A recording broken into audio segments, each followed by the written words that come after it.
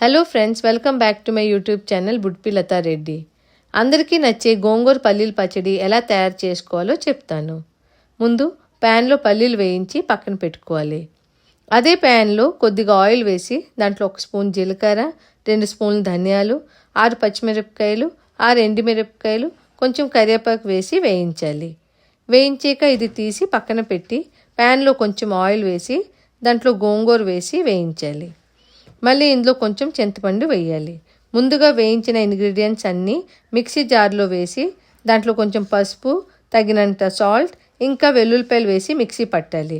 కొంచెం మిక్సీ అయ్యాక దాంట్లో గోంగూర వేసి మళ్ళీ మిక్సీ పట్టాలి. మిక్సీ అయిపోయాక ఈ పచ్చడి ఒక బౌల్లో వేసుకోవాలి. అప్పుడు ఈ గోంగూర పల్లీల పచ్చడి రెడీ అయిపోతుంది. ఈ టేస్టీ పచ్చడి మీరు దోశ, రైస్ ఇంకా రోటీతో తింటే సూపర్గా ఉంటుంది. ఈ వీడియో మీకు నచ్చితే లైక్, షేర్ ఇంకా సబ్స్క్రైబ్ చేయండి. Thank you.